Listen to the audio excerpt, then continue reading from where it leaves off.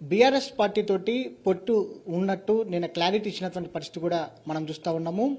ప్రధానంగా బీఆర్ఎస్ పార్టీతో పొత్తు ఉండబోతుందని నిన్న ఫిట్ చేసినటువంటి పరిస్థితి కూడా మనకు అనిపిస్తూ ఉంది. దాంతోపాటుగా ఈరోజు యాదాద్రి టెంపుల్లో ఉప ముఖ్యమంత్రి మల్లు బట్టి విక్రమార్క జరిగినటువంటి అవమానానికి సంబంధించి కూడా మనతో పాటు మాట్లాడడానికి బీఎస్పీ రాష్ట్ర అధ్యక్షులు ఆర్ఎస్ ప్రవీణ్ కుమార్ గారు మనతో పాటు ఉన్నారు. వారితో మాట్లాడించే ప్రయత్నం చేద్దాం. సార్ చెప్పండి, ప్రధానంగా నిన్న మీరు ట్వీట్ చేశారు, ఒక క్లారిటీ ఇచ్చినటువంటి పరిస్థితి కూడా మనం చూస్తా ఉన్నాము. మొన్న కొన్ని వార్తా సంస్థలు కావచ్చు, కొంతమంది అసత్య ప్రచారాలు చేసినటువంటి పరిస్థితి కూడా ఉందని కూడా మీరు తెలపడం జరిగింది, ఏదైతే పొత్తుకు సంబంధించి. దీనికి సంబంధించి మీరేమంటారు? దీనికి సంబంధించి ఇప్పుడు ఈ తెలంగాణలో భారత రాష్ట్ర సమితి, బహుజన్ సమాజ్ పార్టీ చారిత్రాత్మకమైన కూటమి ఏదైతుందో ఆ కూటమి వార్తలు జీర్ణించుకోలేని బీజేపీ, కాంగ్రెస్ వాళ్ళ చేతిలో ఉండే ఆధిపత్య కుల వివక్షతో ఉన్న మీడియా వాళ్ళు చేసిన అసత్య ప్రచారం ఉండేది. సో ఆ అసత్య ప్రచారంలో భాగమే బెహన్జీ మాయావతి గారి ట్వీట్ను ఇష్టం వచ్చినట్టు కూడా ఇంటర్ప్రిట్ చేసి తెలంగాణ ప్రజలను మళ్ళీ మళ్ళీ కన్ఫ్యూజన్లకు నెట్టే కుట్ర చేసిండ్రు. కానీ ఆ కుట్ర పటాపంచలు చేస్తూ బెహన్జీ మాయావతి గారు నిన్న క్లారిఫికేషన్ కూడా ఇచ్చిండ్రు. చాలా చక్కగా స్పష్టంగా చెప్పిండ్రు ఆమె. ఈ దోపిడీ పార్టీలు చేస్తున్న ఏవైతే కుట్రలను నమ్మకండి, మన బహుజన సమాజం అంతా కూడా కలిసి ఉండాలి, తెలంగాణ సమాజం రక్షించబడాలి. అందుకొరకే ఈ కూటమి ఉంటుంది, బరాబర్ ఉంటుంది. దేశంలో ఎక్కడ లేకపోయినా తప్పకుండా తెలంగాణలో బీఆర్ఎస్తో బీఎస్పీ కూటమి ఉండబోతున్నదని బెహన్జీ గారు చెప్పారు. త్వరలోనే మా కేంద్రీయ సమన్వయకర్త మరి పార్లమెంటు సభ్యులు శ్రీ రామ్జీ గౌతమ్ గారు కూడా మాజీ ముఖ్యమంత్రి కేసీఆర్ గారిని కలవబోతున్నారు. దాంతోపాటుగా మనం చూస్తూ ఉన్నాము, దేశవ్యాప్తంగా కూడా అటు కాంగ్రెస్ కావచ్చు, బీజేపీ కూడా కొన్ని కూటమిలు ఏర్పాటు చేస్తూ ఉన్నాయి. ప్రధానంగా తెలంగాణ రాష్ట్రంలో బీఎస్పీ బీఆర్ఎస్ తోటి కలవడంతో కూడా కొంత వాళ్ళల్లో ఆందోళన కలిగించిందని మనం భావించవచ్చా? బరాబర్ ఆందోళన కాదు, నిద్రపోతలేడు రేవంత్ రెడ్డి, నిద్రపోతలేడు. ఈ బండి సంజయ్ కానీ లేకపోతే ఈటల రాజేందర్ కానీ కిషన్ రెడ్డి కానీ వాళ్ళు నిద్రపడతలేదు. అందుకొరకే రోజుకొక కుట్ర చేస్తున్నారు, రోజుకొక అసత్య ప్రచారం ఏదో చేస్తున్నారు, గాయ తిరుగుతున్నారు వాళ్ళు. సో వాళ్ళు ఊహించలేదు ఇది. ఇలా డాక్టర్ ఆర్ఎస్ ప్రవీణ్ కుమార్ గారు, తర్వాత కేసీఆర్ గారు, బెహన్జీ కుమారి మాయావతి గారి ఆశీర్వాదంతో వీళ్ళు కలుస్తారు. కలిసి మరి తెలంగాణ ప్రయోజనాల కోసం, దేశంలో రాజ్యాంగ రక్షణ కోసం, అదేవిధంగా బహుజన వర్గాలు, పీడిత వర్గాలు వాళ్ళ హక్కుల రక్షణ కోసం, ఈ మత సామరస్యం కోసం, భావితరాల భవిష్యత్తు కోసం ఈరోజు మరి వాళ్ళిద్దరూ కలుస్తారు. ఈ రెండు పార్టీలు కలిసి మరి ఈ రాబోయే పార్లమెంట్ ఎన్నికల్లో ఈ దోపిడీ పార్టీలతో పోటీ మరి తలపడబోతున్నాయన్న విషయం వాళ్ళు తట్టుకోలేకపోతున్నారు. అందుకొరకే అన్ని అసత్య ప్రచారాలు చేస్తున్నారు. ఇష్టం వచ్చినట్టు ఎవరెవరితోనో అంతా చిల్లరగాళ్ళతోని కామెంట్లు చేయిస్తున్నారు, తర్వాత అసమర్థులతో కామెంట్లు చేయిస్తున్నారు, వాళ్ళకు వశపడతలేదు. అందుకొరకే మరి ఇలా జరుగుతున్నది. అందుకొరకే ఇలా బీజేపీ రకరకాల కుట్రలు చేస్తున్నది. వాళ్ళు ఏమైనా చేయని ఈసారి నేను చెప్తున్నా వంశీ గారు, బరాబర్ పార్లమెంట్ ఎన్నికల్లో భారత రాష్ట్ర సమితి, బహుజన్ సమాజ్ పార్టీ చారిత్రాత్మక కూటమి విజయ దుందుబి మోగించబోతున్నది. కాంగ్రెస్ పార్టీ అధికారంలోకి వచ్చి 3 నెలలు కావస్తా ఉంది, ఎలా అనిపిస్తూ ఉంది మీకు? కాంగ్రెస్ పార్టీ చారాన చికెన్కు బారాన మసాలా ఇస్తున్నారు. వీళ్ళు 6 గ్యారంటీలు కాదు, అర నిమిషానికి ఒక గారడీ చేస్తున్నారు. అంత గ్యారంటీ కాదు, ఏం కాదు, పేరు గొప్ప ఊరు దిబ్బ అన్నట్టుంది కాంగ్రెస్ పార్టీ పరిస్థితి. ఏమీ లేదు, ఉట్టి శబ్దమే అనిపిస్తున్నది. వాళ్ళు చేసేదంతా కేవలం ఎల్బీ స్టేడియంలో డ్రామాలకే పనికొస్తున్నాడు రేవంత్ రెడ్డి, ఇంకొకటి లేదు. లేకపోతే ఏమున్నదండి, 4 నెలలు అయింది. ఏమన్నా మీకు కొత్త ప్రభుత్వం వచ్చినట్టు అనిపిస్తున్నదా? నాకైతే అనిపిస్తలేదు. ఎవరు కూడా కొత్త ప్రభుత్వం వచ్చినట్టు ఎవరికి అనిపిస్తలేదు. ఒక ప్రణాళిక, లేకపోతే ఒక స్కీము, లేకపోతే ప్రజలకు ఒక డైరెక్షను, కష్టాల్లో ఉండే ప్రజల దగ్గరికి ముఖ్యమంత్రి పోవడం, వాళ్ళ బాధలు అర్థం చేసుకోవడం, వాళ్ళ మంత్రి సభ్యులు ఎవరైనా పోవడం చేస్తున్నా అండి. రోజు హంగామానే నడుస్తే అంటే ఎల్బీ స్టేడియం తీసుకుపోతున్నారు. అరే ముఖ్యమంత్రి వచ్చి 4 నెలలు అయింది, ఇప్పటివరకు ఇంకా ఇందిరా పార్క్ దగ్గరనే నిరుద్యోగులు మిలియన్ మార్చ్ నిర్వహించడానికి సిద్ధపడ్డారంటే నిన్న ఘోరంగా నిరుద్యోగులను కొట్టినరు. మిలియన్ మార్క్ చేరడానికి సిద్ధపడ్డారంటే ఇక తెలంగాణ వచ్చిన తర్వాత కూడా మరి నిరుద్యోగులు ఇప్పటికీ రోడ్డు ఎక్కుతున్నారంటే మరి ఎక్కడుంది తెలంగాణ? ఎక్కడొచ్చింది రేవంత్ రెడ్డి పాలన? ఏమైంది? ఎవరికి గ్యారంటీ ఇస్తున్నావు రేవంత్ రెడ్డి నువ్వు? ఎవరు గ్యారంటీ ఇస్తున్నావు? పేదవాళ్ళ ప్రాణాలకు గ్యారంటీ ఇస్తున్నావా? విద్యార్థుల జీవితాలకు గ్యారంటీ ఇస్తున్నావా? రైతులకు నీళ్ళకు గ్యారంటీ ఇస్తున్నావా? రైతు బంధుకు గ్యారంటీ ఇస్తున్నావా? రైట్, ఉద్యోగుల సరెండర్ లీవ్లకు గ్యారంటీ ఇస్తున్నావా? ఇంతవరకు పోలీస్ శాఖలో ఏ శాఖలో కూడా సరెండర్ లీవ్ రిలీజ్ కాలే.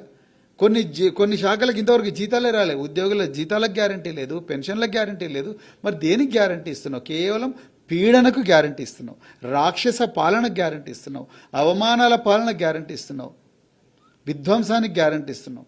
అంతే తప్ప నరేంద్ర మోడీ బడే బాయ్ అంటాడు, ఈయన చోటే బాయ్ అంటాడు. సో నరేంద్ర మోడీ ఇచ్చిన స్కీమ్ను ఈయన అమలు చేస్తున్నాడు, నరేంద్ర మోడీ ఇచ్చిన సాఫ్ట్వేర్ను ఈయన అమలు చేస్తున్నాడు. చివరిగా ఈరోజు చూస్తూ ఉన్నాము, యాదాద్రి టెంపుల్లో ఉప ముఖ్యమంత్రి బట్టి విక్రమార్కకు సంబంధించినటువంటి అవమానం జరిగిందని కూడా అందరూ అంటా ఉన్నారు. దీనికి సంబంధించి మీరేమంటారు? అందరు అంటా ఉండడం కాదు, అవమానం జరిగింది. ఇంకా అంటా ఉండడం ఏంటి? అది దేశం అంతా చూసింది అలా ఆయనకు జరిగిన అవమానం. నేను ఇంతకుముందే చెప్పిన, కాంగ్రెస్ పార్టీకి అణువణువున దళిత వ్యతిరేకత ఉన్నది ఉన్నది ఉన్నది. మల్లు బట్టి విక్రమార్క మామూలు వ్యక్తి కాదు. ఆయన హైదరాబాద్ సెంట్రల్ యూనివర్సిటీ స్కాలర్, చదువుకున్న వ్యక్తి. ఆయన కాంగ్రెస్ కుటుంబం నుంచి వచ్చిన ఆయన చదువుకున్న వ్యక్తి, సీనియర్ లెజిస్లేటరు. ఇప్పటికీ 3 సార్లు అసెంబ్లీలో ఎమ్మెల్యేగా పనిచేసిండు, ఎమ్మెల్సీగా పనిచేసిండు, ఢిల్లీలో అధికార ప్రతినిధిగా పనిచేసిండు రాజశేఖర రెడ్డి గారు గవర్నమెంట్ ఉన్నప్పుడు. ఇన్ని చేసిన మల్లు బట్టి విక్రమార్క లెజిస్లేచర్ పార్టీ లీడర్ అయ్యిండు, సిఎల్పి లీడరు. ఇన్ని అయిన వ్యక్తి పోయిన సంవత్సరం ఖమ్మంలో కోమటిరెడ్డి వెంకటరెడ్డి ఇట్లా గుద్దిండు. ఆయన వేదిక మీద గుద్ది వెనకకు పడేసిండు. అర్థమైందా మీకు? రాహుల్ గాంధీ సమక్షంలో గుద్దిండు. లక్షలాది మంది ప్రజలు చూస్తుండగా ఇట్లా పడి నెట్టేసిండు. అదే కాకుండా ఇవాళ అదే కోమటిరెడ్డి వెంకటరెడ్డి, అదే రేవంత్ రెడ్డి, అదే ఉత్తమ్ కుమార్ రెడ్డి ఒక డిప్యూటీ సీఎంను కింద కూర్చోబెట్టిండు, వాళ్ళ కుర్చీల మీద కూర్చున్నారు. ఏందండి ఇది? ఏంది అంటే ఏం ఎస్సీలు ఎస్టీలు ఇక ఏం చేసినా నడుస్తుంది ఊగా కూర్చుంటారు, బీసీలు మైనార్టీలు ఏం చేసినా ఊకుంటుందని అనుకుంటున్నారా ఏందా రేవంత్ రెడ్డి? ఏంది ఇది? ఇంత అహంకారం ఉంటే ఎట్లా? ఎవరు వీళ్ళందరూ ఓట్లు లేకపోతే మీరు అక్కడ కూర్చుంటోళ్ళా? ప్రగతి భవన్లో సెక్రటరియట్లో అధికార పీఠం మీద వీళ్ళందరూ ఓటు వేయకపోతే కూర్చుంటోళ్ళా?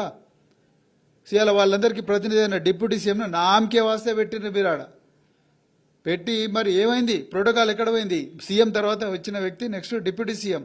ఎందుకు ప్రోటోకాల్ ప్రకారము ఆయనకు గౌరవం ఇవ్వడం లేదు? ఎందుకు? ఆయన దళితుడనే కదా. ఆయన పక్కన రేవంత్ రెడ్డి గారి కుటుంబం, ఆయన పక్కన లెఫ్ట్ సైడ్ ఏమో ఉత్తమ్ కుమార్ రెడ్డి అంట, రైట్ సైడ్ కోమటిరెడ్డి అంట. వాళ్ళు ఆఫ్టర్ ఆల్ క్యాబినెట్ మినిస్టర్లు. కానీ ఈయన డిప్యూటీ సీఎం. ఆయన దగ్గర 2 శాఖలు ఉన్నాయి. ఒకటి ఆర్థిక శాఖ ఉంది, రెండోది ఇంధన శాఖ ఉన్నది. మరి 2 శాఖలు ఉన్న డిప్యూటీ సీఎం సీనియర్ మోస్ట్ లెజిస్లేటరు. మరి ఆయనను తీసుకుపోయి కింద కూర్చోబెడతారు మీరు. కొండా సురేఖ ఆమె పాప చేసింది, ఆమె బీసీ అనేనా? ఆమె మమ్మల్ని విమర్శించవచ్చు, ఆమె మమ్మల్ని నన్ను విమర్శించింది పర్సనల్గా, ప్రవీణ్ కుమార్ గోండా అయ్యిండని. ఆ ఒక్క క్షణం పక్కకు పెడతా. ఒక చెల్లెలు అన్నను విమర్శిస్తే తప్పులేదు. కానీ నేనేమంటున్నా అంటే కొండా సురేఖ ఒక బీసీ సామాజిక వర్గానికి చెందిందేనా? ఆమెను మూలకు కూర్చోబెట్టిండ్రు మళ్ళీ మీరు. అంటే ఎక్కడుంది వాడు సామాజిక న్యాయంలా? అంటే మొత్తం ఇక మీదే నడవాలి. రేవంత్ రెడ్డి, ఉత్తమ్ కుమార్ రెడ్డి, కోమటిరెడ్డి మీదే నడవాలి అంతా కూడా. ఇక ఇక్కడ ఉన్న వాళ్ళు ఎవరు కూడా నడవకూడదు. ఆ విధంగా ఉన్నది.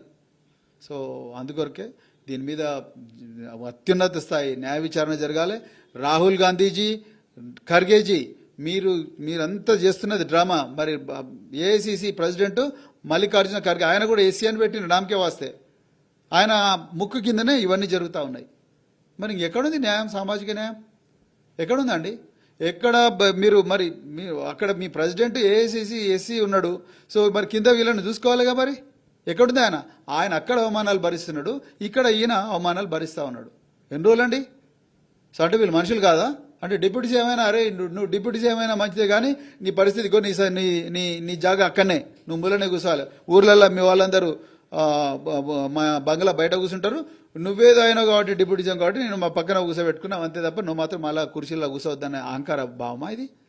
ఏందండి ఇది? నాకు అర్థం కాదు. అందుకొరకు నేను మళ్ళీ బట్టి విక్రమార్క గారు కూడా చెప్తున్నా, బట్టి గారు మీరు రోజు అవమానాలు భరిస్తూ ఎందుకు బ్రదర్ మీరు రోధించుకుంటా కూర్చుంటారు? మీరు ఆ బంగ్లాలో ఎందుకుంటారు? బయటికి రాండి, ధైర్యంగా ఆత్మగౌరవంతో బతకండి. ఆ పోస్టులు ఇవ్వాలి ఉంటాయి, రేపు అది పెద్ద ఇష్యూ కాదు. కానీ మీరు ఈ రాష్ట్రంలో ఉండే కోట్లాది మంది బహుజన వర్గాలకు ప్రతినిధి అని మర్చిపోతున్నారు మీరు. అందుకొరకు అవమానాలు భరించడం మానేయండి, బయటికి రండి. బయటకు వచ్చి ఆ కాంగ్రెస్ పార్టీని వీడండి. అది ఎప్పుడు కూడా దోపిడీ పార్టీ. దౌర్జన్యం చేసే పార్టీ, సో అవమానించే పార్టీ. అందుకు అక్కడి నుంచి బయటికి రండి, బయటకు వచ్చి మళ్ళీ ప్రజాక్షేత్రంలో దిగి మళ్ళీ పోటీ చేయండి, మళ్ళీ అప్పుడు మీ ఓన్ శక్తి మీద పోటీ చేయండి. అప్పుడు ప్రజలు మిమ్మల్ని ఎట్లయితే మరి ఎంతో మంది ఈ అవమానాలు భరించి బయటకు వచ్చిండ్రో వాళ్ళందరినీ కూడా మరి గుండెల్లో పెట్టుకొని కాపాడుకున్నారు ప్రజలు. నేను మళ్ళొకసారి చెప్తున్నా, రేవంత్ రెడ్డి గారు మీరు అర్జెంటుగా రాజీనామా చేయాలి. మీకు హక్కు లేదు. మీరు ఇప్పటికే నిరుద్యోగులను మోసం చేసిండ్రు, రైతులను మోసం చేసిండ్రు, తెలంగాణ ప్రజలందరినీ కూడా మోసం చేసిండ్రు. మీకు అర్హత లేదు. మీ కళ్ళ ముందరనే ఆ దేవుడి సాక్షిగా ఇలా దళితుల మీద మీ వివక్ష చూపించిండ్రు, మీ మంత్రులు వివక్ష చూపించిండ్రు. అందుకొరకే మీరు అర్జెంటుగా రాజీనామా చేయాలని కూడా నేను ఇలా చెప్తా ఉన్నా. ఇది మొత్తం మీద అటు బీఆర్ఎస్ పార్టీ కావచ్చు, బీఎస్పీ పార్టీ పొత్తు ఉండబోతుందని కూడా చెప్తా ఉన్నారు. త్వరలోనే బీఆర్ఎస్ పార్టీ అధినేత కేసీఆర్ గారితో సమావేశం కానున్నట్టు కూడా తెలపడం జరిగింది. దీంతో పాటుగా కాంగ్రెస్ పార్టీ ముందు నుంచి కూడా దళిత వ్యతిరేకి అని కూడా వారు చెప్తున్నటువంటి పరిస్థితి కూడా మనం చూడొచ్చు. మొత్తం మీద చూస్తే మాత్రం అటు బీఆర్ఎస్ పార్టీ కావచ్చు, బీఎస్పీ పార్టీ పొత్తుకు సంబంధించి కూడా దేశవ్యాప్తంగా కూడా ఒక చారిత్రక నేపథ్యం కలిగిందని కూడా వారు చెప్తా ఉన్నారు. వీడియో జర్నలిస్ట్ చందుతో వంశీకృష్ణ, టీ న్యూస్, హైదరాబాద్.